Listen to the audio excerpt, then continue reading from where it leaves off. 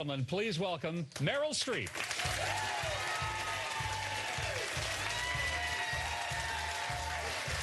Meryl, how are you doing? Okay. So nice to have you here. So much. Nice to be here.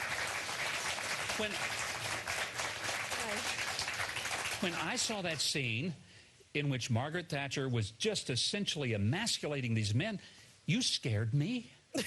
I wasn't sure I was going to introduce you out here. I scared myself. It is a remarkable film. One of the greatest, I think, movies that depict a living person that I have seen. And it must have been an incredible challenge to play the role of Margaret Thatcher with so many people still knowing of her and remembering her. Yeah. Were you a little intimidated before you started this whole process? I was. I mean, not the least because I'm from New Jersey. I'm, not British. So I was walking into a cast of over 250 actors, all of whom were really beautiful, well-prepared actors playing very specific roles, and I was scared about that, scared about playing a real person, and also someone that people have such vehement opinions about. They really do. I mean, Pro people love her or hate her. There's very little middle ground about Margaret Thatcher. That's exactly right. And so we wanted to make a film that wasn't really a traditional biopic. I mean, there are lots of films that could be made about Margaret Thatcher and everything that she achieved and tried to do in her life. But what we did was we were interested in telling a human story from the point of view at the end of life, and that sort of reckoning that people make, as time goes by. There have been some critics because the picture starts with her in the contemporary setting. Yes. We know that she's going through some issues of dementia. Yeah. That's very real. And then it looks back on her remarkable career. And some of the critics thought that was unfair. I personally thought that it made me appreciate her more because this remarkable figure, iconic, historic person, is also very real and very human. That's right. I think we tend to, especially with political figures, reduce them to either villains or saints, And people are people. We're all many-faceted, and we have lots of different sides to us, and the truth is always so much more interesting, nuanced, and complicated. So that's what we were after. Did you have some maybe preconceptions about Margaret Thatcher before this role preparation started, and what were they? What were things that surprised you as you got into the role? There were so many surprises. I mean, so many surprises. She really is held up as a conservative icon to many people, and together with President Reagan, credited with bringing down the Berlin Wall and all of that, and also making an approach to the Soviet Union to talk, to try to figure out how to talk to people, and so. One of the surprises that I had about her was that she was a scientist. She was a chemist by training. She went to Oxford in chemistry. And she was an early proponent of the idea of global warming. Early warning about it was that surprised me. She also never touched the national health in Britain since 1948. Every person is afforded health care from the time they're born till they die. And she never attempted to dismantle that. She thought that was a birthright. In conservative circles here, that she would be drummed out of the party for that. But it's just a different, and yet she adhered to a very, very strict financial agenda.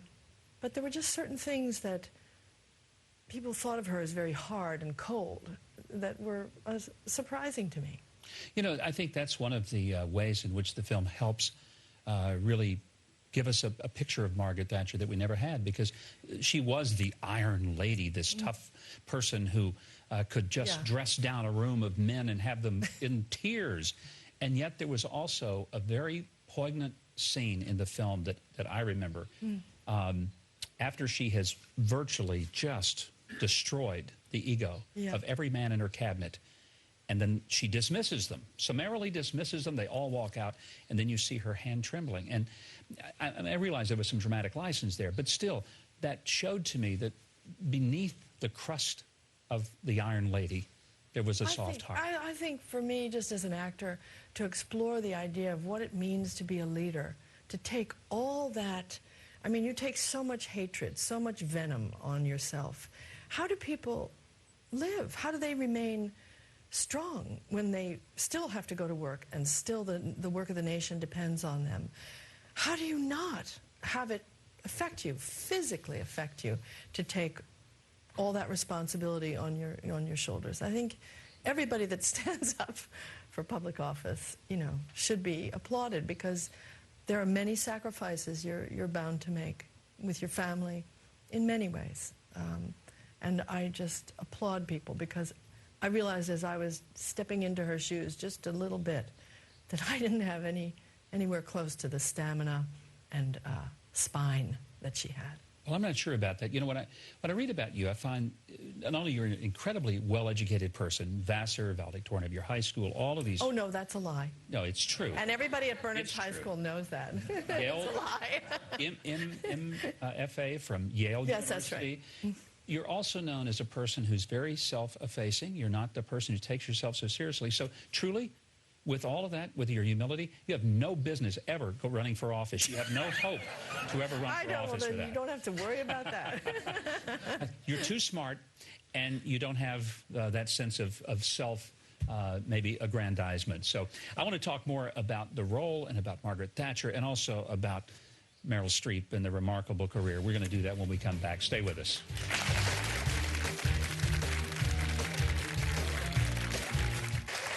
We are back with Meryl Streep, and the remarkable resemblance that you had to Margaret Thatcher.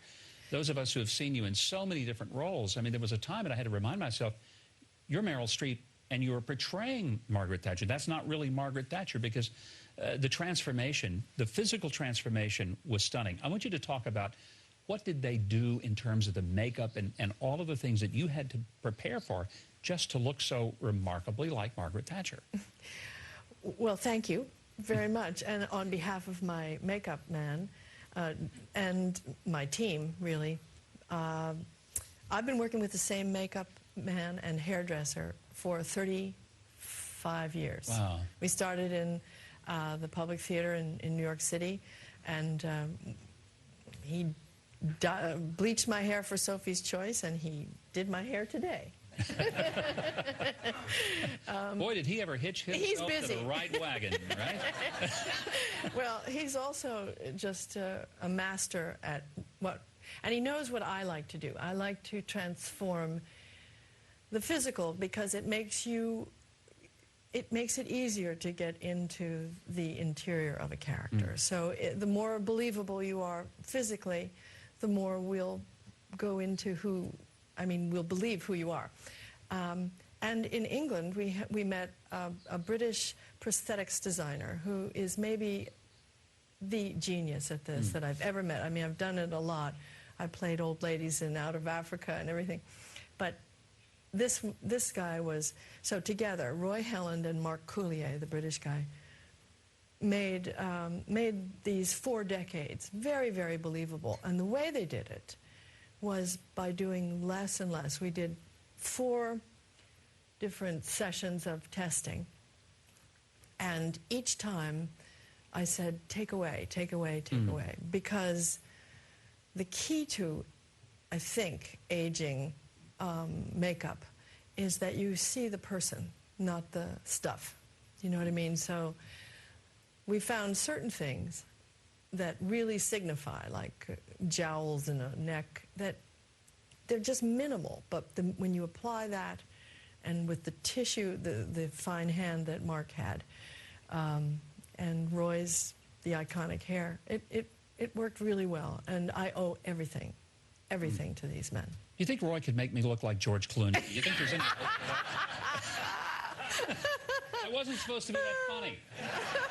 Why are you guys laughing? Let's talk about Margaret Thatcher, because she was historic not only because of the views that she had. She was historic because she was the first female prime minister in a very man's British world. Yes. So how did you find that she was able to overcome the natural prejudices that people had toward a woman being not just in the government, but being the prime minister. You know, the weird thing is, the biggest leap for British people, I think, was that a grocer's daughter made this More so than more. being... It was class more than Wow. even being a woman. I mean, yes, it was very. They had very specific ideas of what each gender's job should be in the world, and politics really didn't.